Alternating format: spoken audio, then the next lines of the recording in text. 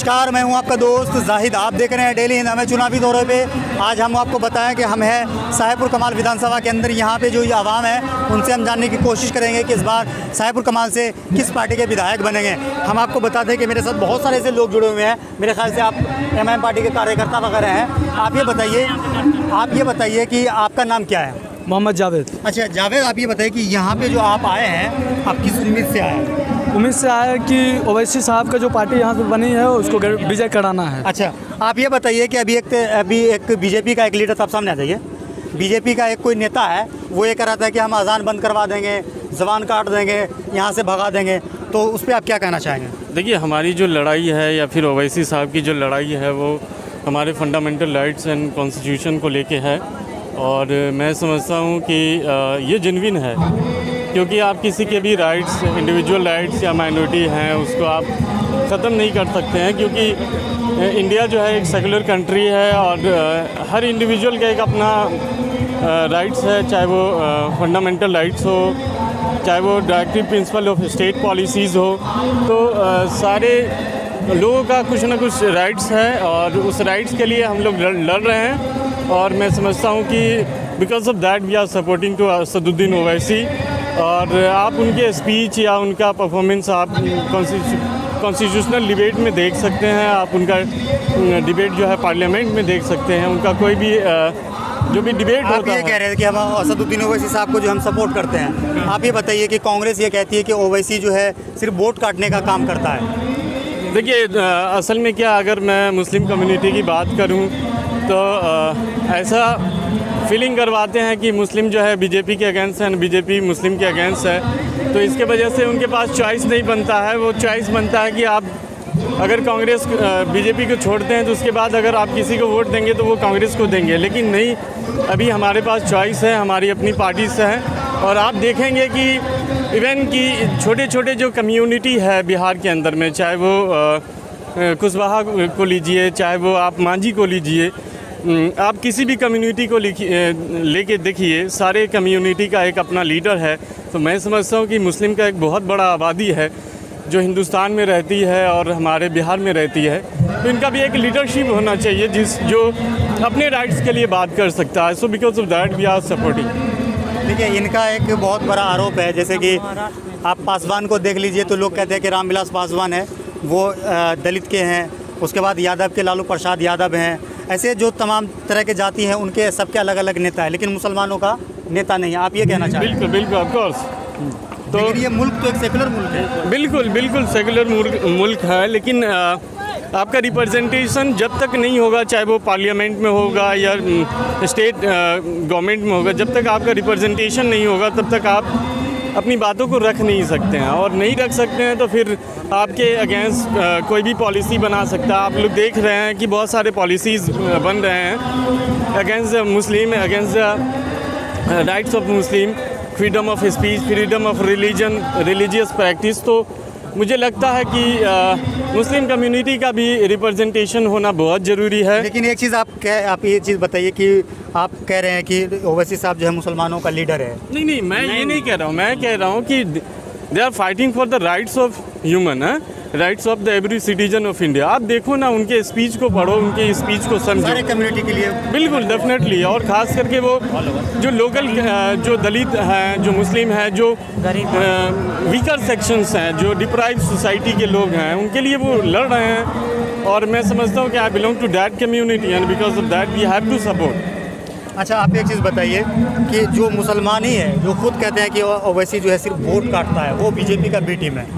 नहीं, ऐसा नहीं है। लोगों की थिंकिंग ये हो गई है, क्योंकि मेन चीज़ ये है, मुसलमान के पास ऐसा कोई लीडर नहीं है जो मुसलमान के सपोर्ट में बोल रहा है।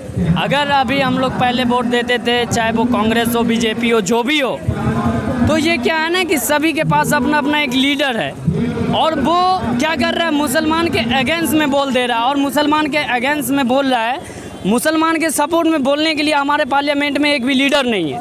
और मैं चाहता हूं कि ओवैसी साहब यहाँ से लीड करें, ताकि हमारे हक के लिए वो लड़ रहे हैं, वो अपने लिए नहीं लड़ रहे, और वो स्पेशल मुसलमान के लिए नहीं, वो हर एक हिंदुस्तान के पब्लिक के लिए लड़ रहे हैं। जिनको हक चाहिए और वो हक के लिए लड़ते हैं। देखिए सीधी सी बात है, अगर आप इसको एक कम्युनिटाइज करना चाहते हैं, दैट्स सो सिंपल, आप कर सकते हो। लेकिन मेरा कहने का मतलब है कि आप कोई भी इंडिविजुअल कैंडिडेट है, कोई भी इंडिविजुअल जो इलेक्शन लड़ते हैं, वो स्पेसिफिकली किसी न किसी कम्युनिटी से तो होंगे ही। अगर ओवैसी मुस्लिम है तो लालू प्रसाद यादव भी तो यादव हैं। तो अब ये कहना कि वो यादव के नेता हैं और यादव के लिए ही लड़ रहे हैं, तो मेरे समझ से वो सही नहीं होगा।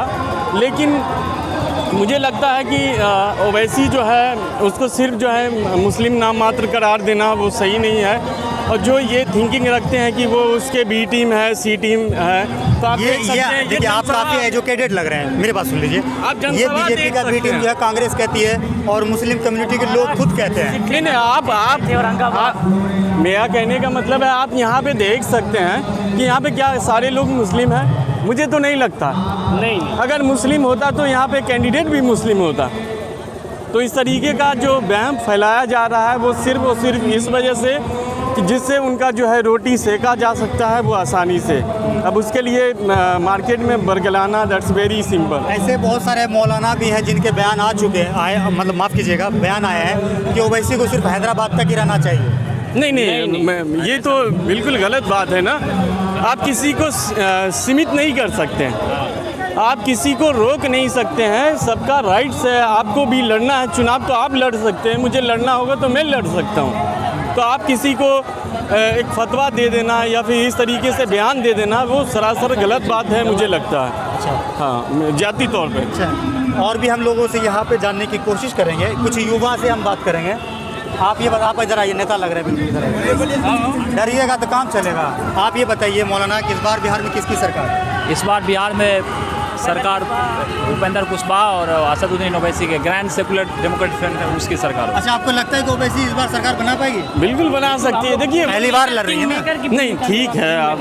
अच्छा, मतलब किंग मेकर की भूमिका निभा सकते हैं। अच्छा, मतलब 10-15 सीट अगर ले आए तो फिर इन्हीं का चाबी इन्हीं के हाथ में रहेगी। क्योंकि देखा जाए ये फर्स्ट टाइम बिहार में इलेक्शन लड़ रहे हैं और फर्स्ट टाइम लड़ रहे हैं, तो इनको ये अनुभव ज़रूर मिलेगा कि हमारे चाहने वाले कितने हैं बिहार में। और मैं अगर पब्लिक के लिए लड़ रहा हूँ, आज अगर अपने पार्लियामेंट में अकेले आवाज़ उठा रहा हूँ, तो क्या वो पब्लिक मुझे चाह रही है कि नहीं? एक मिनट, सबसे सवाल है, अभी जैसा कि मैं देखा हूँ कुछ मौलाना है, दाढ़ी रखते हुए हैं, वो जो है कुछ टीचर्स हैं, वो मतलब मुस्लिम मोहल्ले में घूम के ये कह रहे हैं कि ओवैसी को वोट मत दो, वो भड़काऊ बयान देता है, लालटेन को वोट दो, इस तरीके क्यों कहते हैं? बिल्कुल नहीं, ये गलत अफवाह है, बिल्कुल गलत। अगर मौलाना तो बात मानते हैं। नहीं, देखिए वो अगर आप देखेंगे वो रिलीजियस प्रैक्टिस के लिए बने हैं, वो हमें गाइड कर सकते हैं कि हमें कैसे जीना है, कैसे रिलीजियस प्रैक्टिस करना है,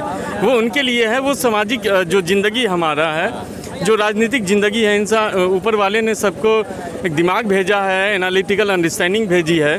तो उस सिचुएशन में उस बेसिस पे हम बेहतर डिसीजन ले सकते हैं कि हमारे लिए कौन बेहतर है, कौन नहीं है।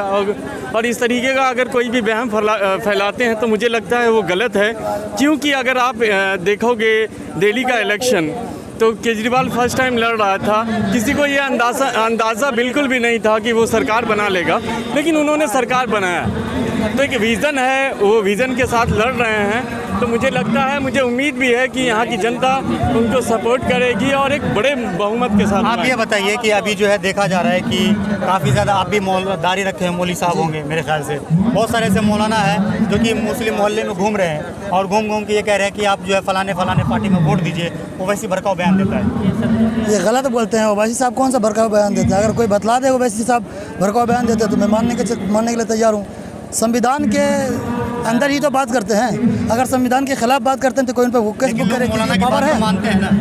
ये मौलवी साहब वो क्या कह रहे हैं कि 2 तरीके के मौलवी होते हैं ना, उसमें से जो होते हैं एक अलग तरीके के होते हैं, जिनको पैसे में बिक जाते हैं, वो ऐसे मौलवी होते हैं। तो उनको भी मैं ये कह रहा हूँ कि अगर वो अपने आप को सही रास्ते पर नहीं आएंगे तो ना हिंदुस्तान को बचा पाएंगे, ना ही हमारे मुसलमानों को बचा पाएंगे, और ना ही हमारे बिहार को बचा पाएंगे, ना हमारे साहिबपुर कमाल को बचा पाएंगे। हमारे साहिबपुर कमाल में 25 साल से करीब ये आरजेडी के नेता जीतते आ यहाँ से जो है देखा जा सकता है कि हम वही समीकरण से हमेशा जो है विधायक चुने जाते हैं। जी आप इस बार बिहार में किसको लाइएगा?